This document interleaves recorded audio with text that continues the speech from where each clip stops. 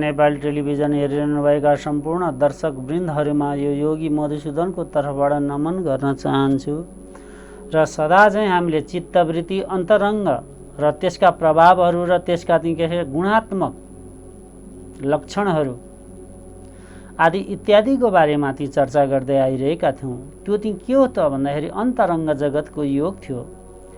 जबसम्म हामीभित्र चल्ने प्रत्येक तपाईँको त्यो वृत्तिहरूको बारेमा जबसम्म बोध गर्दैनौँ अथवा त्यसलाई सम गर्न सक्दैनौँ अथवा त्यसलाई शान्त बनाउन सक्दैनौँ र त्यो चिज के हो र त्यसको प्रभावहरू कस्ता छन् आदि इत्यादि बारेमा जब जिज्ञासा हामी राख्दैनौँ र त्यसलाई हामी बुझ्ने प्रयास गर्दैनौँ तबसम्म जीवनमाथि त्यो के छ त भन्दाखेरि अत्यन्तै अन्योल अशान्ति अस्तव्यस्त छ र त्यो अस्तव्यस्तबाट के हुन्छ त भन्दाखेरि हाम्रो दैनिकी जीवन सुस्वास्थ्यमा त्यसले प्रभाव पारिरहेको हुन्छ। त्यस कारणले गर्दा बहिरङ्ग वृत्ति र अन्तरङ्ग वृत्तिको बारेमा लामो समयदेखि यहाँहरूलाई हामीले चर्चा गर्दै आइरहेका थियौँ।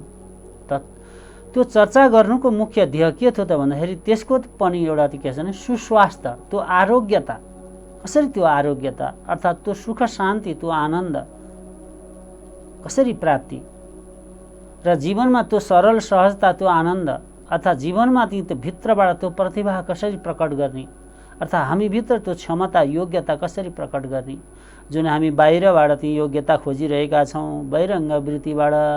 तर बहिरङ्ग र वृत्ति र अन्तरङ्ग वृत्ति यो दुवैतिरबाट चाहिँ के छ त भन्दाखेरि मानिसहरूमा सुसज्जित अर्थात् सुशिक्षित अर्थात् सुस्वास्थ्य अर्थात् निर्माण हुने भएको हुनाले गर्दाखेरि यतातिर ती जबसम्म हाम्रो ध्यान पुग्दैन तबसम्म हामीलाई चाहिँ के छ त भन्दाखेरि अनेक प्रकार अन्योल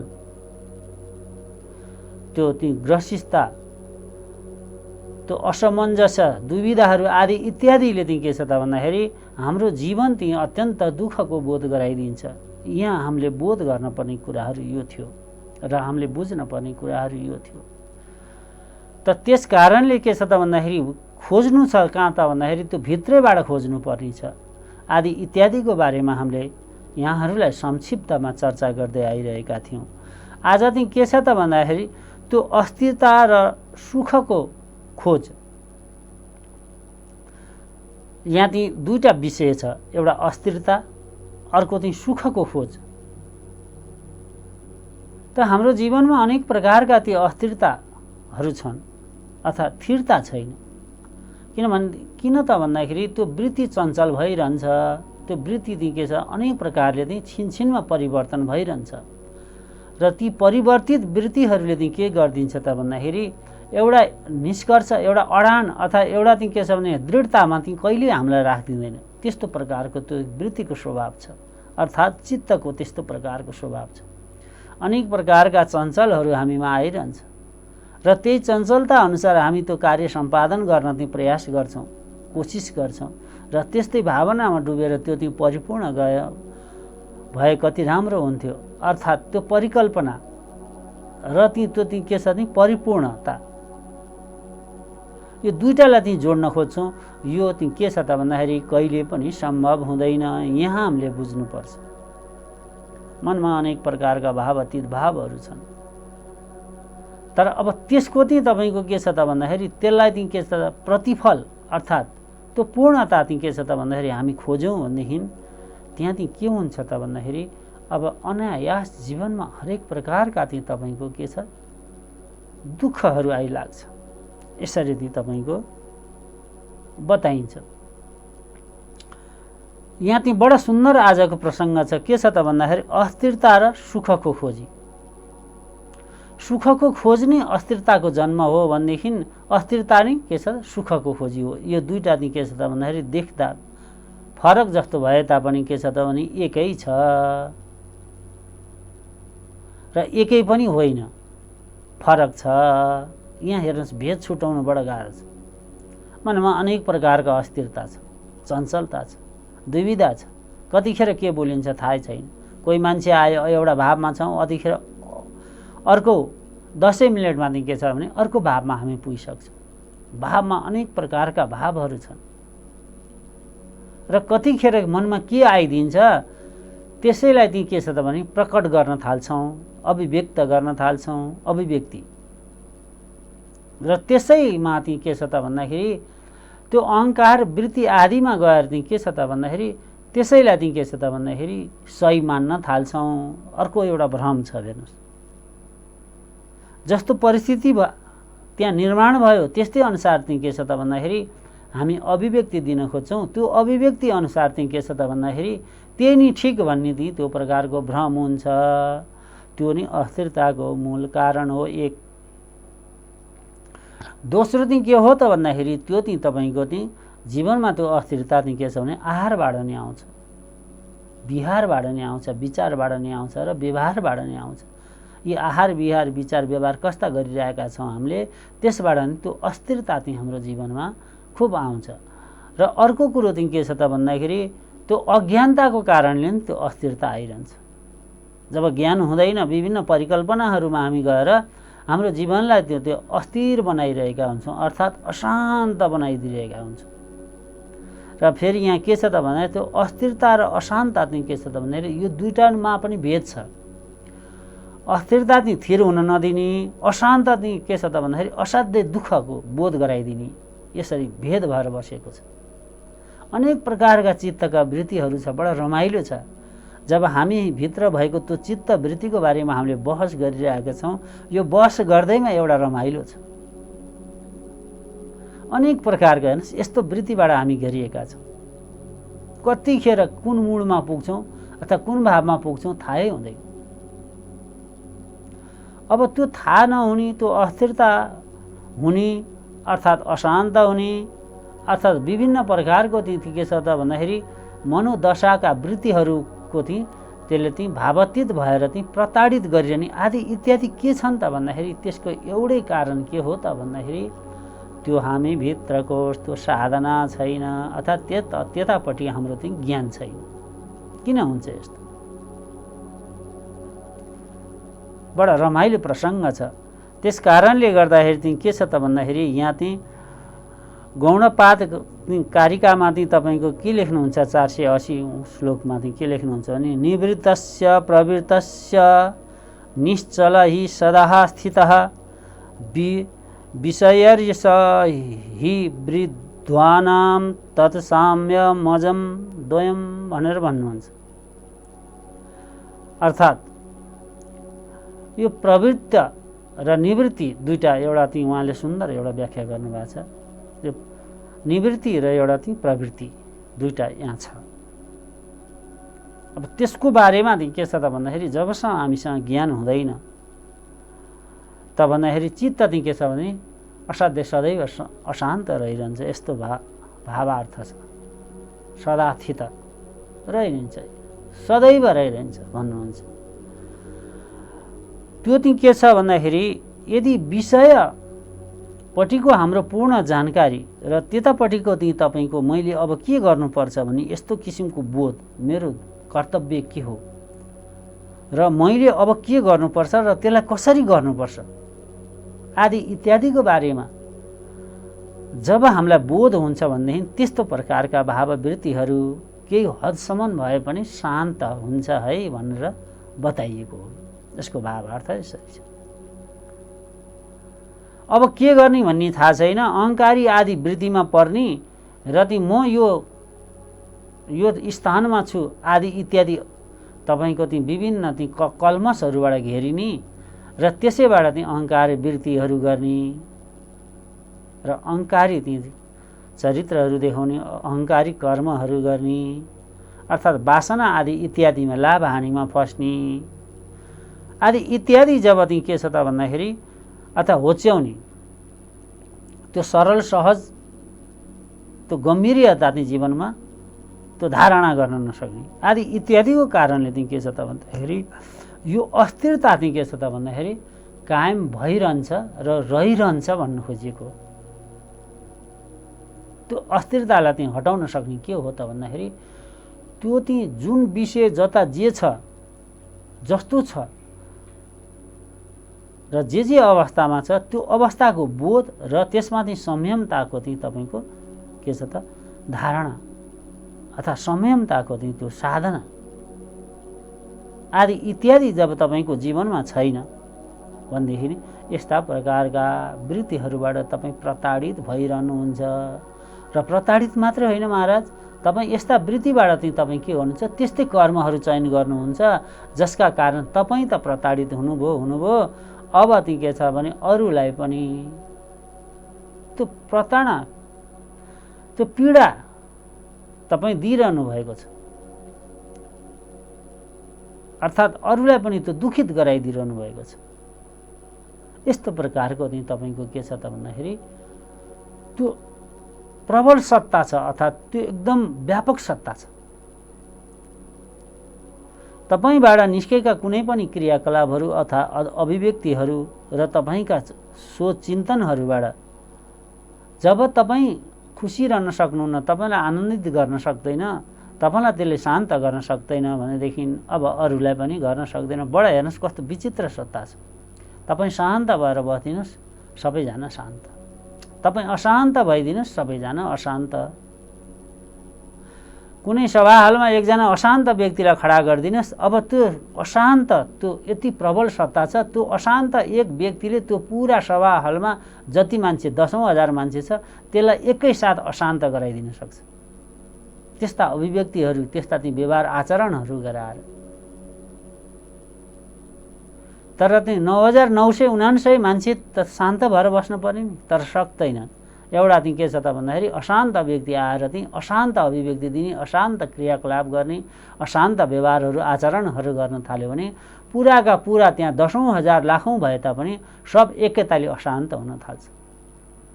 त्यति छिटो आकर्षित गरिदिन्छ। हेर्नुहोस् त, यो तपाईँ हाम्रो दैनिक जीवनमा यो त्यो के छ त भन्दाखेरि त्यो प्रत्येक पटक पटक हामीले भोगिरहेका छौँ, अझ भोग्दै जानेवाला छौँ। तर अब त्यस्तो अवस्था, त्यस्तो परिदृश्यहरू, त्यस्तो चाहिँ के छ त भन्दाखेरि स्थितिहरू चाहिँ जब हाम्रो सामुन्ने उत्पन्न हुन्छ र त्यस्तो अवस्थामा कसरी आफूलाई संयमित राख्ने र त्यो अवस्थालाई कसरी संयमित बनाउने, त्यो अस्थिरता चाहिँ के छ त भन्दाखेरि यसरी ती त्यसका पनि भेदहरू छन्। के छ भने स्वयंमा अस्थिरता हुने र बाहिरबाट अस्थिरता आउने र चयन गर्ने। कहिलेकाहीँ हामी अस्थिरतालाई नै चयन गरिदिन्छौँ। अस्थिरता त्यो ती माहौल एउटा सिर्जना गर्नलाई, किन त्यसबाट केही स्वार्थ सिद्ध गर्नको लागि पनि त्यो चाहिँ के छ त भन्दाखेरि त्यतापट्टिको विज्ञ मानिसहरूले त्यस्तो परिस्थितिको चाहिँ के गरिदिन्छन्, सिर्जना गरिदिन्छन्। कसरी सिर्जना गरिदिन्छन् भन्दाखेरि भ्रम आदि सिर्जना गरिदिएर त्यो अस्थिरतालाई नै सिर्जना गरिदिन्छ। र त्यो अस्थिरताबाट चाहिँ के छ त भन्दाखेरि त्यो आफ्नो लाभ र हानितिर ती मानिसहरूले चाहिँ त्यसको परिकल्पना अथवा डिजाइन गरिरहेका हुन्छन् र त्यसमा चाहिँ सर्वसाधारणहरू चाहिँ त्यसैमा होमिन्छन्। त्यो सही र सत्य छुटाउन चाहिँ सक्दैनन्। त्यस कारणले गर्दा चाहिँ त्यस्तो भावनामा बगेर त्यतातिर आकर्षित भएर र त्यस्ता व्यक्तिहरूले आह्वान गरिएका चिजहरूमा चाहिँ लगभग ज्ञानीभन्दा ज्ञानी मान्छे नै त्यहाँ गएर फस्दिन्छ भनिएको छ। त्यहाँ ज्ञानी र अज्ञानीकै कुरै छैन, हो कि जस्तो बनाएर सबैलाई चाहिँ त्यो विश्वास जित्न सफल हुन्छन् र त्यो अस्थिरता चाहिँ कायम गरिदिन्छन्। र त्यो अस्थिरता चाहिँ कायम गरेर के छ त भन्दाखेरि आफ्नो लाभ हानि त्यतातिर चाहिँ मानिसहरूले सदैव प्रयोग गर्दै आइरहेका छन् र फेरि पनि प्रयोग गर्नेवाला छन्। यतातिर बोध यहाँ दुईवटा कुरा अस्थिरतामा, पहिला आफू अस्थिरता हुने र त्यो अस्थिरता चयनबाट जुन आएको छ परिस्थिति परिबन्ध, त्यतातिर चाहिँ आफू चाहिँ के छ त भने आकर्षित हुने र त्यसभित्र गएर चाहिँ तपाईँको विध्वंसहरू कर्महरू गर्ने, आदि इत्यादि के छ नि त भन्दाखेरि जीवनको त्यो चाहिँ के छ भने नितान्त उल्टो बाटो छ है, त्यो होइन सुल्टो बाटो। के छ त भन्दाखेरि सही चिज सत्य जुन छ त्यो आफू प्रबल छ र त्यो सत्य के छ त भन्दाखेरि जस्तो सुकै अवस्थामा जस्तो मान्छेले नि त्यसलाई स्वीकार गर्नै पर्छ। स्वीकार नगरिकन त्यो धरै पाइँदैन, त्यो सत्य त्यस्तै छ। तर यहाँ भनिन्छ के छ भने असत्य पृथ्वीको 7 फन्को घुमिसक्दा भर्खर सत्य चाहिँ पाइला चाल्न सुरु गर्छ, त्यसो भनिन्छ। तर जे होस् त्यस्तो प्रकारका परिदृश्यहरू, त्यस्ता प्रकारका भावनाहरू, त्यस्ता प्रकारका परिबन्धहरू तिमीहरूका जीवनमा अथवा हाम्रा जीवनमा चाहिँ त्यो धेरै पटक आउनेवाला छन्। त्यसमा संयमित भएर त्यसलाई चाहिँ के छ भने द्रष्टा साक्षी भाव भएर त्यसलाई बोध गर पहिला। जसले जे भन्यो त्यतैतिर चाहिँ त्यो अस्थिरता माहौलतिर आकर्षित नहो, अर्थात् आफूभित्र पनि त्यो अस्थिरतालाई जन्म नदेऊ आदि इत्यादि। अब यो गरिसकेपछि के हुन्छ भने सुखको खोजी दोस्रो विषय छ।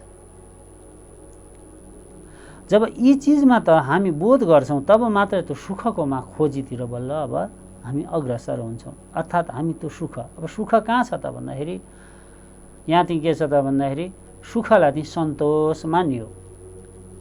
सन्तोषम परमम सुखम असन्तोषम परमम दुःखम आदि इत्यादि, सन्तोषम सुखम लाभम आदि इत्यादि। जे होस् सुखको खोज, अब यो पनि एउटा विचित्रको प्रसङ्ग छ। मानिसहरू सदैव यो सृष्टिकालदेखि नै सुखको खोजीमा छ। र सुख हो केलाई मान्ने सुख, कस्तो छ सुख, र आजसम्म कसले सुख प्राप्ति गर्यो र कसले पायो त्यो सुख प्राप्ति अथवा पाएनन् आदि इत्यादि अनेक प्रकारका जिज्ञासाहरू हुन सक्छ। तर सत्य परम सत्य के छ त भन्दाखेरि न यो धराधाममा न सुख थियो न दुःख थियो, त्यो त आत्माको अनुभूति थियो। तर पनि के छ त भन्दा त्यो चित्तवृत्ति के छ सुखतिर चाहिँ आकर्षित छ, सुखको खोज गरिरहेको छ। कताबाट मलाई सुख हुन्छ, के गर्दा मलाई मनमा शान्ति हुन्छ, कसो गर्दा मलाई चाहिँ तपाईँको चाहिँ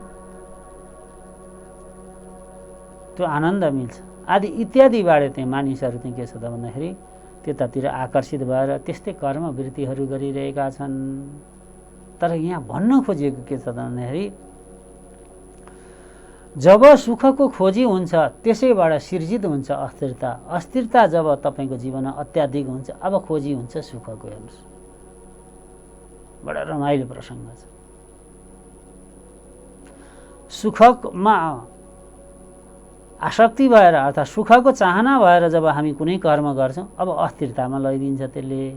हेर्नुहोस् जब अत्यन्तै अस्थिरता हुन्छौँ अब सुख खोज्न थाल्छौँ, त्यो शान्ति खोज्न थाल्छौँ। बडा भ्रम भएर बसेको छ, बडा मिठो रमाइलो छ जीवनमा। उल्झन, यसलाई एक प्रकारको उल्झन पनि मानौँ। यस्तो प्रकारको हाम्रो जीवनमा उल्झन छ र उल्झिरहेको छ र उल्झिरहने पनि छ। हेर्नुहोस् है, अब कसरी सुल्झाउँ त महाराज? अब यस्तै हो त उल्झन, यस्तै उल्झिएर बसिरहने हो जीवनमा, त्यो अशान्त भोगिरहने हो। अनेक प्रकारका भावातीत भावहरू प्रकट गर्दै जाने हो। कहिले चाहिँ रुनी हो, कहिले चाहिँ हाँस्ने हो, कहिले खुसी अभिव्यक्ति गर्ने, कहिले सुखको अभिव्यक्ति गर्ने, कहिले दुःखको अभिव्यक्ति गर्ने, अनेक प्रकारका वृत्ति। हेर्नुहोस् त यी पल पलमा तपाईँको चाहिँ के छ भनेदेखि त्यो परिवर्तित भएर चाहिँ आइरहेको छ। कुनै समारोह कार्यक्रम आदि इत्यादि भयो बडा सुखको अनुभूति, असाध्यै पोजिटिभ, सब मान्छे पोजिटिभ, अब त केही हुन्छ आदि इत्यादि, बडा आशा भरोसा आदि इत्यादि प्रकट गरिरहेका छ। अब केही दिन पछिबाट त्यही मान्छेलाई सुन्नुभयो अस्तिको कार्यक्रममा के भयो महाराज, त्यसको के गतिविधि भने सबै फटा कुरा, सबै त्यत्तिकै थिए बोल्दै गरेछ, के हुन्थ्यो? अब दुखी फेरि।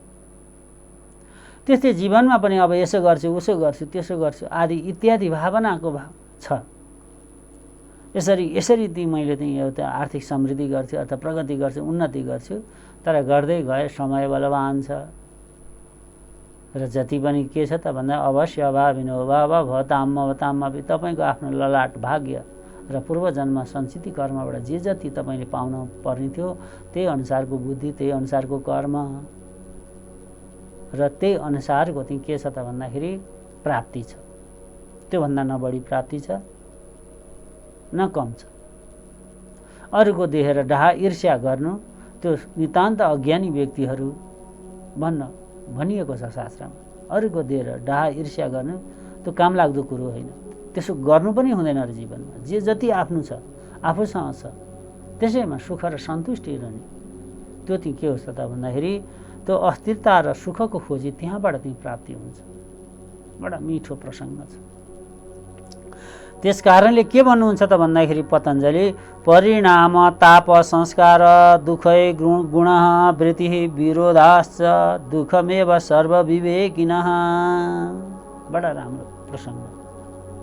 परिणाम अनुसार ती हेर्नुहोस् अथवा परिस्थिति अनुसार ती मान्छे ती के छ त भन्दाखेरि त्यो ताप अर्थात् त्यो ती अस्थिरताको ती अनुभूति गरिरहेका छन्। कस्तो प्रकारको परिस्थिति अथवा परिणामहरू आएका छन्। अब त्यसमा व्याख्या विश्लेषण आदि इत्यादिमा ती मान्छे मनमग्न छन्। आत्मरति त्यो मनोविलासतिर बडा रमाइलो, यस्तो हुन पर्ने उस्तो हुन पर्ने हरेक प्रकारका अड्कलबाजीहरू सब आदि इत्यादि गरेर त्यो के छ भने मनोविलासतिर ती मानिसहरू रमाइरहेका हुन्छन्। त्यो चाहिँ के छ परिणामबाट आएको ताप थियो। अब त्यस्तो प्रकारको कसैले सकारात्मक भएर त्यसको चाहिँ के छ त भन्दाखेरि व्याख्या गरिदेला, कसैले नकारात्मक भएर व्याख्या गरिदेला। अब सकारात्मक भएर व्याख्या गर्यो भने सुन्ने मान्छे नि मक्ख आनन्द छ। नकारात्मक व्याख्या गर्दै कसैले भन्दाखेरि त्यसै भावनामा डुबेर अब त्यो आक्रोशित हुन थाल्यो। अब के छ त भन्दाखेरि अस्थिरता चाहिँ अब सिर्जना गर्यो।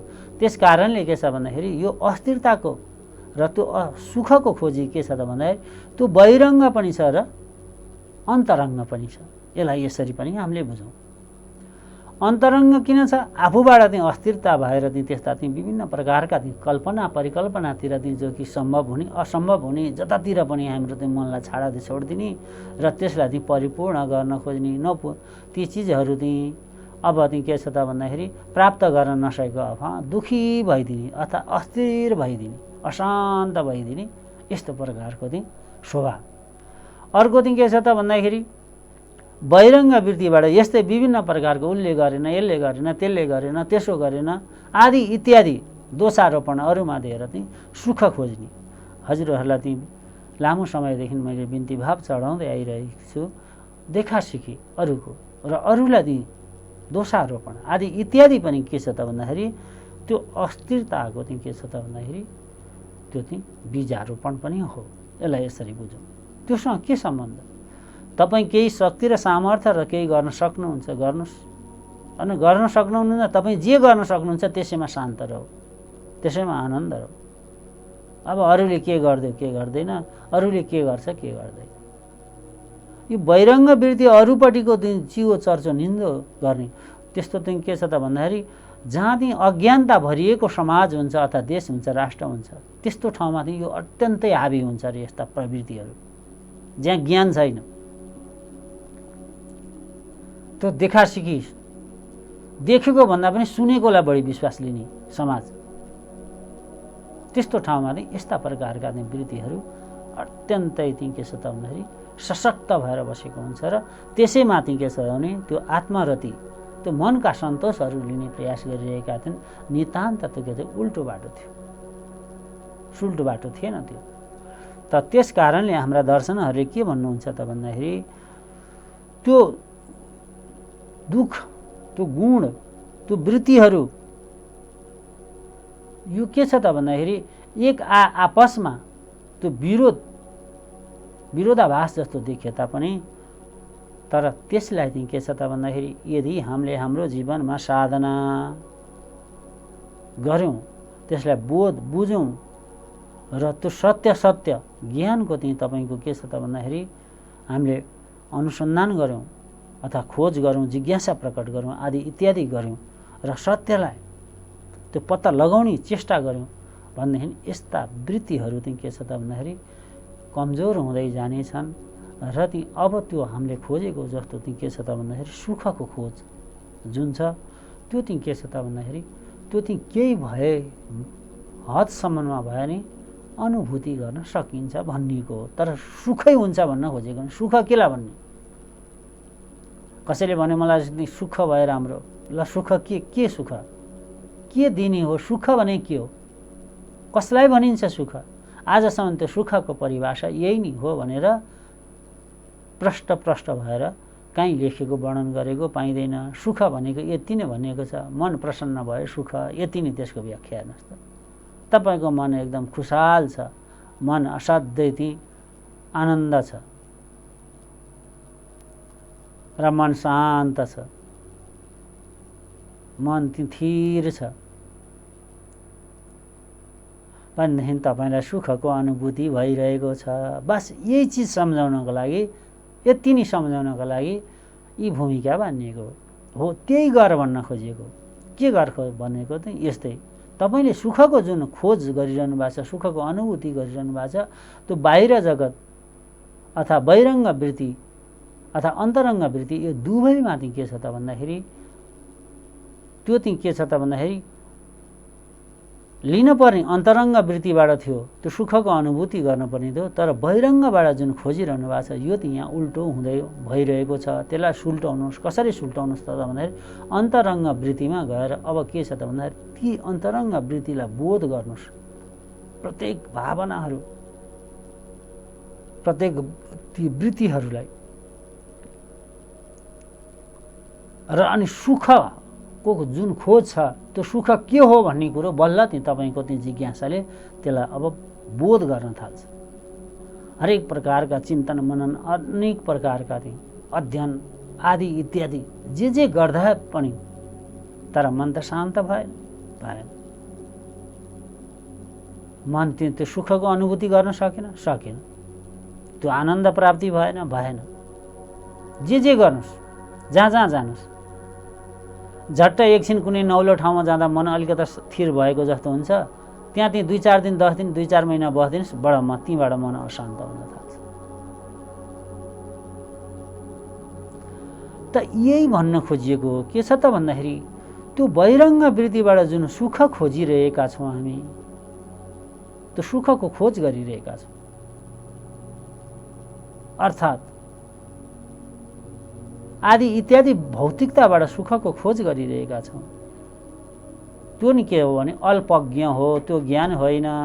त्यस कारणले गर्दाखेरि महाराज के भनिन्छ त भन्दाखेरि यदि तपाईँको जीवनमा त्यो सुखको अनुभूति र त्यो अस्थिरतालाई चाहिँ त्यो संयमित गर्ने अथवा त्यो शान्त गर्ने यदि हो भनेदेखि तपाईँले आफूभित्र त्यो क्षण ल्याउनुहोस्। होइन जुन मैले बताए जस्तो मनलाई शान्त राख्नुहोस्। जे जस्तो भए तपाईँ त्यो प्रयास गर्नुहोस्, अभ्यास गर्नुहोस्, कोसिस गर्नुहोस् र ध्यान गर्नुहोस्। त्यो संयमताको साधना गर्नुहोस् र सदैव चाहिँ समभाव, त्यो द्रष्टा साक्षी भावमा बस्ने प्रयत्न गर्नुहोस्। त्यहाँबाट तपाईँलाई त्यो अस्थिरता पनि समाप्त भएर जान्छ र सुखको खोजी पनि त्यहाँबाट बोध हुन सुरु गर्छ। यति भन्दै आजको यी मेरा वाणीहरू यी विश्राम लिन्छ। हरि ओम तत्सत् तत्सत् तत्सत्।